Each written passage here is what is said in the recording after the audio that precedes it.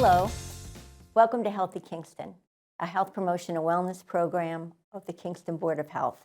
I'm Janet Wade. I'm excited to tell you about a new program that's being offered by the Kingston Health Department. The public health nurse currently covering Kingston and the surrounding towns is initiating a Medical Care Advocacy Program on Tuesday, March 19th. It will be held every Tuesday from 3 to 6 p.m. by appointment only in room 101 at the Kingston Town Hall. Anyone interested should call the health department at 781-831-6007 to schedule an appointment. Cases of norovirus have ticked up in the Northeast to their highest level since last April, according to data from the Centers for Disease Control and Prevention. The CDC tracks norovirus levels by region, and the Northeast, which encompasses not only New England but New York, New Jersey, and Pennsylvania, has had a 13.4% positive test rate as of February 10th, 2024. The Massachusetts Department of Public Health does not track cases of norovirus. Norovirus is often called the stomach bug, and it can cause diarrhea, vomiting, nausea, and stomach pain. A spokesperson for the state's health department recommends that people stay home when they're sick and that they wash their hands well with soap and water to help reduce spread. Hand sanitizer does not work well to kill the virus, and according to the CDC's website, and hand washing is more preferable, but sanitizer can be used in conjunction with soap and water. The CDC also notes that the norovirus can easily spread through food as the virus is heat resistant and it can survive in a temperature up to 145 degrees. And that's why it's important that we wash our fruits and vegetables well before eating and cooking shellfish to at least 145 degrees. And sanitizing cooking utensils and surfaces is also important. The agency says that those who are sick with the norovirus shouldn't prepare food or provide medical care to others for 2 days after the symptoms stop. This recommendation includes workers in food service, healthcare, daycares, and schools.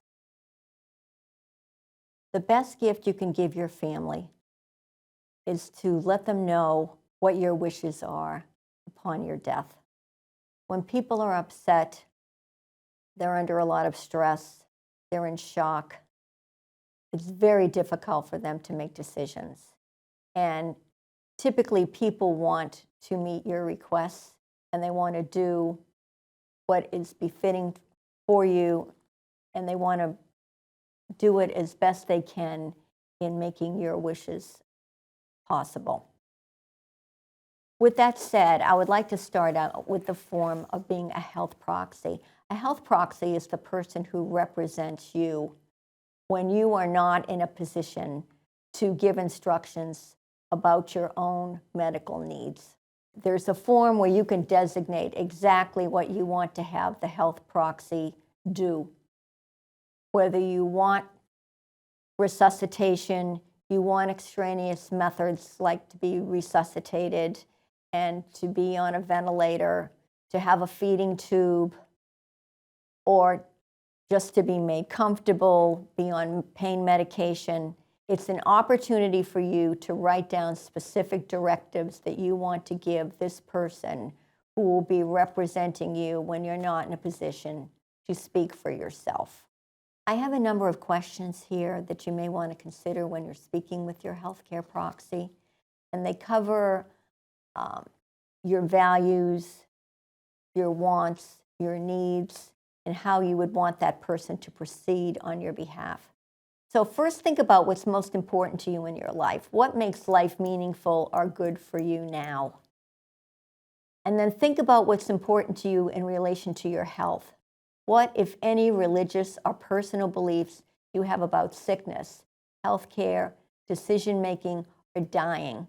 It's very important that you relay these things to your healthcare proxy. Have you or other people you know faced difficult medical treatment decisions during times of serious illness?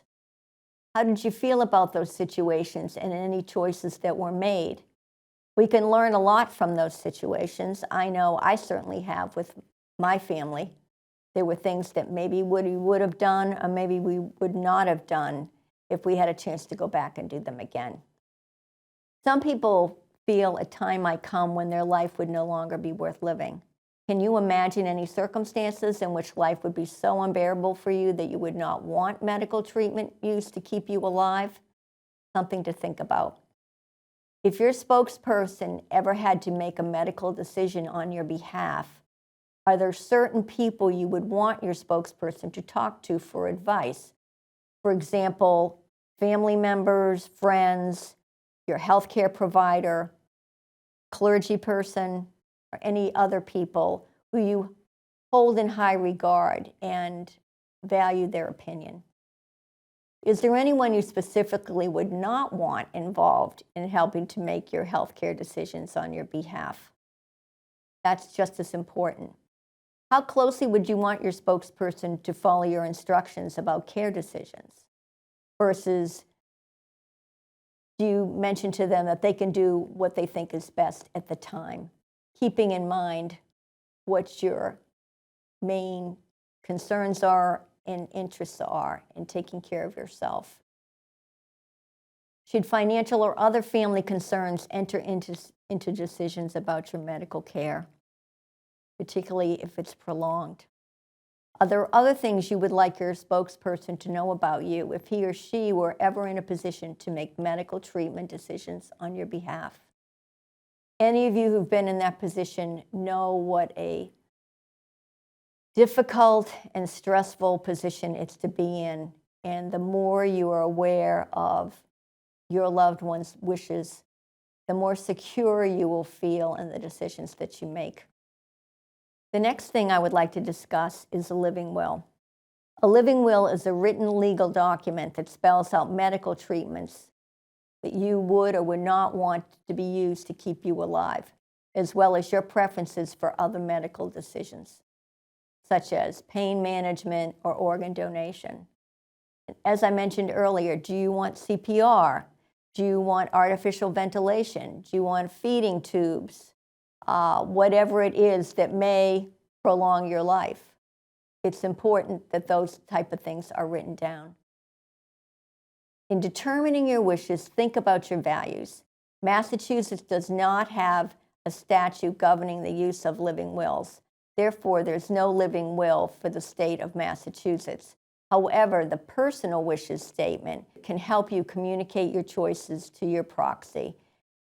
I need to mention that it's important that you not only complete these forms, but that you put them with the right people so that your primary care physician would have the information about your healthcare proxy and your living will and any arrangements you want to have for your medical care when you are seriously ill.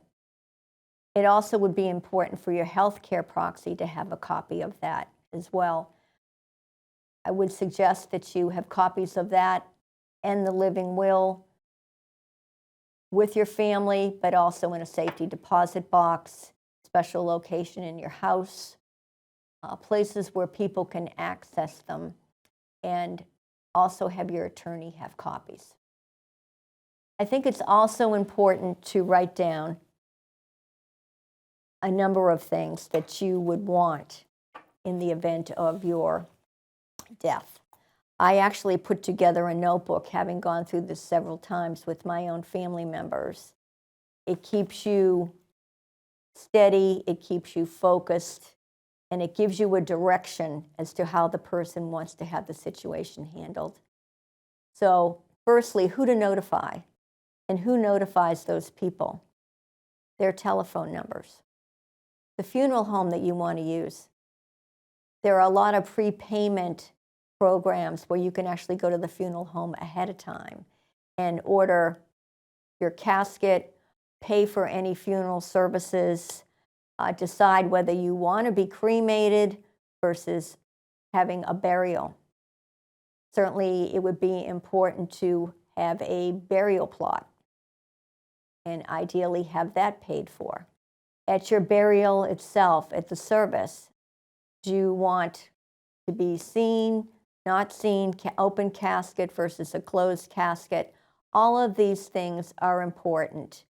They seem very minor, but they're very, very important at the time and need to be related to family. What do you want for your memorial service? Do you want it to be religious or non-religious? What clergy might you want involved, or other spokespeople that you would want involved? Are there any particular people that you would like to have eulogize you? So any particular requests that you would have for people being involved in your memorial ceremony would be important to document. Also, do you want any type of reception and its location after the memorial ceremony and possible burial are performed? So again, keep in mind, it's important that you have a health proxy or a health agent, that you have a will, that you give someone your power of attorney. This is the person who oversees your entire estate and would be dealing with finances and also with your attorney upon your demise. That in your will, you account for division of property among loved ones, and also personal items that you might have that you want certain family members to receive. It's important that family members know where you're keeping all of these documents. As far as how often you should review this information, I know for me, I was very surprised that within 10 years, a lot of the people that I had included in my arrangements had either changed or died. So that it's important to look over this information on a fairly regular basis, maybe every 2 to 3 years, just to make sure that it's current. This is a tremendous gift to give your loved ones, that they know your wishes, that they have directives when they're upset and have to make decisions. And they have the peace of knowing you are memorialized properly in the manner in which you wish. This program is in memory of Barbara Posner Ward. She was a yoga teacher, counselor, and bright light to many people in this community. And she passed on March 1st of 2024. She was my dear friend and my mentor. I will miss her dearly, as will many people with whom she shared her love. Namaste, Barbara.